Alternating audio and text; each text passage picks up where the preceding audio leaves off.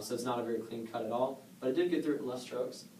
So then have them do the same thing with a cut knife. Start at the very back of the blade, and using the full length of the blade, pull as hard as you can.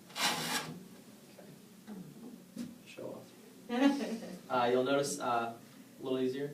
Okay, but you also notice it leaves a very clean cut as well too. Go to RC. Thank you. So, on appointments, our representatives do explain exactly why our edge works so well. So basically, a straight edge looks something like this right here. It's constantly coming in contact with some sort of a hard surface like a cutting board or a plate, so it's constantly being dulled down, and it's constantly needing to be resharpened. A serrated edge knife, the points look something like this. It's got these the points where it actually does the cutting. That's what causes it to rip and tear, not be a very clean cut.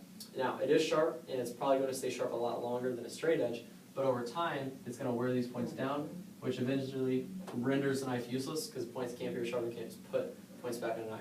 So then I explain our edge. Looks something like this right here. It's got these 3 straight edges in between the points, which cut forwards, backwards, and straight down, all at the same time. The points aren't there to do the cutting. They're there just to protect the 3 recessed edges from dulling onto a hard surface like a cutting board or a plate. Now, again, the material we use is very tough. It's very difficult to wear down. But even if it is to wear down, over time those edges are still going to be there and be protected. And just to demonstrate that point a little bit further, we also do a demonstration with our table knives. And you'll see how mine look a little bit more like a butter knife. Don't look very intimidating, but do not be deceived. And let's see if he's help me up here if you can. So you can stand up here for me. And this is another, this is a different brand. This is Hinkle's, but it's very similar to your stuff. So do the same thing. What I want you to do is just saw back and forth, say about halfway down, and then stop. Okay. Now out sawing, what I want you to do is just push straight down the same cut there. Okay. Okay. And then just do the same thing with this one here. Just saw until you go halfway down. Stop right there. It's fine. Just push straight down on that. Okay. So a little bit different. Again, that's just going to show how the edges are in between the points. It's not the actual point itself that does the cutting. That's why it's able to work so much better. So anyway, not going to bore you like an infomercial. A lot of people, they find their knives, typically they stay sharp like 1 to 2 years. A lot of our customers find their cut core remain sharp for over 10 years. I've actually met people that have had it for over 20, 30, a couple even 40 and 50 years. But the bottom line isn't how long we say it's going to stay sharp, but how we actually back it up. So this is one thing you will write down. Cutco is the only company and the only product in the entire world of any product that has a forever guarantee on all of its products. Okay, there's a few companies out there that have what's called a lifetime guarantee, right, but we're the only one that has a forever guarantee. Our guarantee is not on the person who purchased it, it's actually on the product itself. They don't need a receipt. As long as they own it, they're always going to be covered with the guarantee. So this covers everything that we make, whether it's pots and pans, whether it's the knives, whether it's our outdoor accessories, doesn't matter. Now, as far as the knives go, again, that's kind of what we're famous for. It even has a forever sharpness guarantee on it. Not saying that they will stay sharp forever, but saying that they're always guaranteed to have a sharp knife, meaning that eventually, whether it's 10 years or 100 years, eventually the knives will dull down. So they're always guaranteed to have them fixed, replaced, or resharpened for free, which is pretty cool. They can, here in St. Louis, they can actually bring them to the store. They can always send them off to the factory, or they can actually have somebody come out to their home and sharpen, all of which is free of charge. All representatives use a blue book like this, which has pictures, just to make it a little bit easier to show all the products that we have. The pages kind of help them stay on track. Everyone's style is a little different, and they use their own personality, but the book just gives them that structure. So we'll talk about a few main things. Obviously, the company, again, we are an American-made product, an American brand. If you guys have ever heard of K-Bar, it's actually what the military uses. So that's actually our sister company. It's the same manufacturer, so we actually make all the military knives too. They let us sell a couple of them now, which is cool. Go through some of the advantages and disadvantages of common knives. Our guarantee, which I just talked about there. Some of the different pieces we have, some of the different sets. Some of the other products. We also have some really cool gift sets. One really neat thing about being here in St. Louis is we actually have a really strong, what we call a realtor program. So what some realtors will do is they will buy in bulk gift sets like this and get them engraved with, like, for example, a Coldwell Banker, or something like that. And then anyone that buys a house from them, they get a gift as well. And so we are the #1 used closing gift by realtors in St. Louis, which is really cool. And then also we have a guy by the name of John Rulin, who started dealing with major companies for business gifts and even some professional sports teams. So in this case, this is an example that the Miami Dolphins actually used.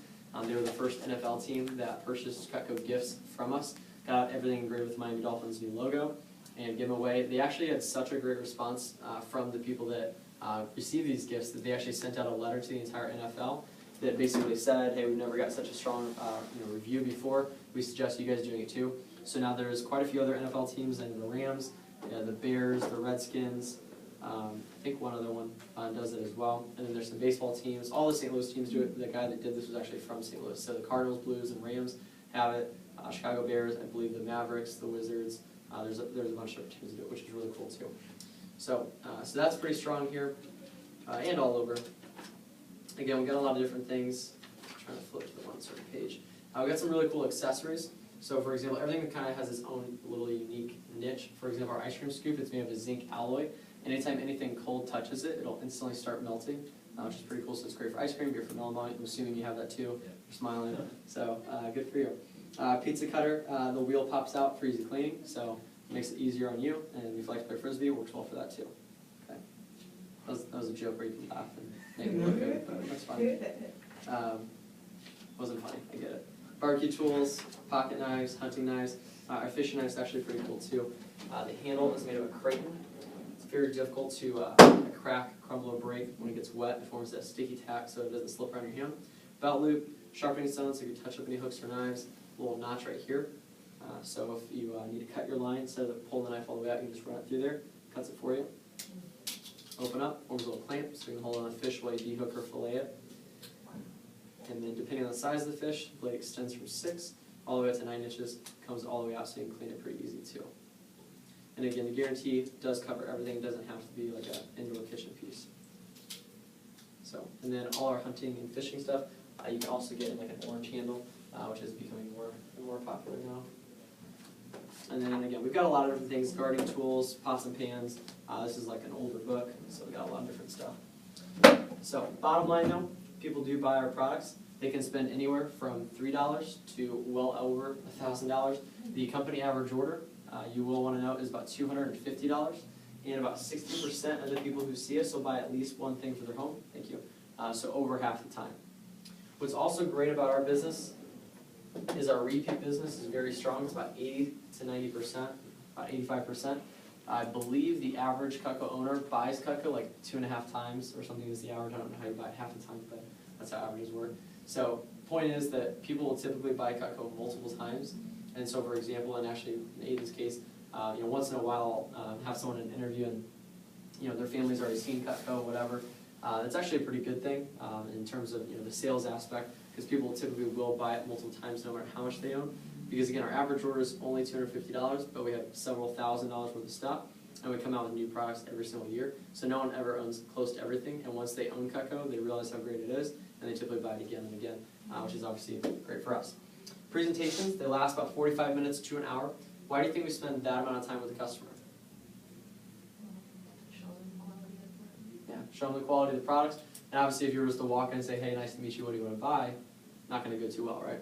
So it takes some time to get to know them, let them get to know you, explain everything we have, and see if it's something you want to spend the money on. As far as the market goes, the cutlery and housewares market, it's a multi-billion-dollar-a-year industry in the U.S. How often does a family eat or cook in the United States? Every day. Just one time? No, multiple times a day. So because of that, our Forever Guarantee, products, quality, company's reputation, we've actually been the #1 selling brand of high-quality cutlery in North America for a number of years now. Going on well over 20 years, I think we're close to 25. Our next closest competitor, they do about, I want to say like 40 to 60 million a year, and we do over 200 million. So it's really not close in terms of the competition. We're #1 by a long shot, which is always a good place to be. I'm not going to go through all this, but I do want to make sure you guys kind of understand why we've been successful. There's a difference between direct sales and retail sales. So which one are we again? Direct sales, okay.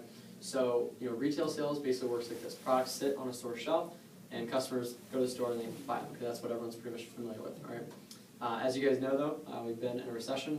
Things haven't been great, and retail sales fluctuates based on how the economy is doing. And so obviously retail sales has been down. And again, it's mainly because you wait for customers to come to the product. Direct sales works the opposite. The products go to the customers. And the misconception in sales is that people in a recession don't have any money. It's not that they don't have money, it's just they hold on to it, they don't spend it as much. So because the product is going to them, the money doesn't change. And so any direct sales company, doesn't matter what you sell, anything that's sold direct is a lot more stable because there's not the volatility. All right, so that's one of the reasons we've been very successful. But the other thing is because we're part of the housewares industry. The housewares industry is basically recession-proof. All right, and basically the way to prove that is when is the off-season for eating? Doesn't exist, right? So people are always eating, they're always cooking, they're always using our products, and because of that we always do really well. It's actually really interesting if there is ever a time that housewares industry is going to do better than another. It's actually during a recession. CNN did a study that showed that over 75% of people said the number one thing they'd give up in a down economy would be eating out fast food and dining in restaurants. They want to stay home and cook more meals for themselves, and because of that, it's one of the reasons we do so well. 2009, if you guys remember, was like one of the worst years in our economy. It was actually our company's best year ever. We did over $300 million in sales that year, and just like crushed every record possible. So, and again, I'm not going to necessarily go through all this, but kind of piggybacking off of that, we've pretty much have grown every year. There's only been a couple years we didn't grow. The main reason for that is because we were coming off of record-setting years in which major events like 9/11, 2001, the 2009 collapse and all that stuff happened. But that aside, we pretty much have been growing every single year, which obviously if you're, as we said earlier, in a growing industry, it's very good.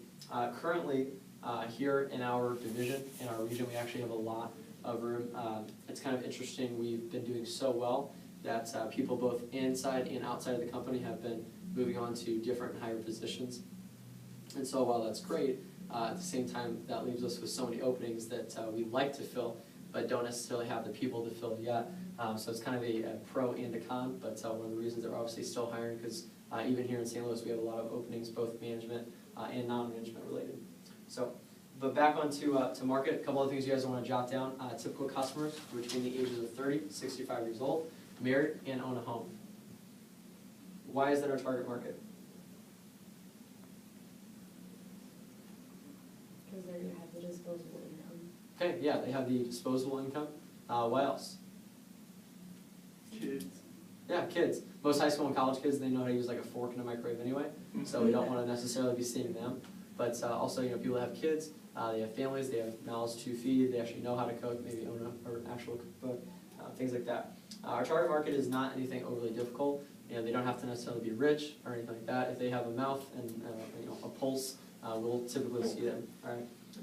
So we work through professional appointments only.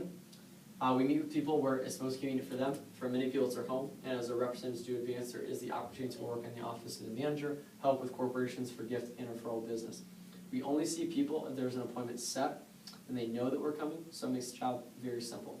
We have some representatives who will do 4 to 8 appointments a day on the days they work. We have others like students who may have a lot going on, so they may only do 1 to 3 appointments a day on the days they do actually in fact work. I'll do an example here in a moment, but representatives, when they first start off with us, we do let them start off in practice with people they know first in the local area. Why do you think they really enjoy that trust factor of seeing people that they already know first?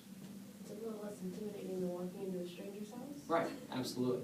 When you start off and you do anything new, you're naturally going to feel a little bit nervous, a little bit uncomfortable. So it's just a little bit easier. You can be yourself, kind of practice, get your confidence built up at your own pace, which is really important. And obviously, your family's not going to judge you or judge you as much as a stranger would. So just makes it a little bit easier for the representative, and we just find it helps them become comfortable and confident at their own pace. We don't do door-to-door. We don't do telemarketing. It's a very ineffective and efficient way of doing business. We actually work and grow our business through the most powerful form of advertising. Anyone know what that's called? Word of mouth. Word of mouth, exactly. So essentially through like recommendations and referrals, the way most businesses spread their business, we do the same thing. So here's the deal. Do people like telemarketers? No. No. Okay, very easy question. They don't. So we never want to appear like a telemarketing company. So the way that we do this recommendation process is at the end of every appointment, we just say, hey, who do you think would be interested in just taking a look at the product? And typically what we find is most people usually recommend us between 5 and 10 people. Obviously it's going to vary, but that's pretty much what we average is 5 to 10. All right. But then what we do is we let them know, hey, we're not just going to call these people by random and let them know that you gave us all their info and whatnot. Because what would happen if we just called some people and said, hey, your friend gave me all our info and said you want to buy some stuff, when can I come over?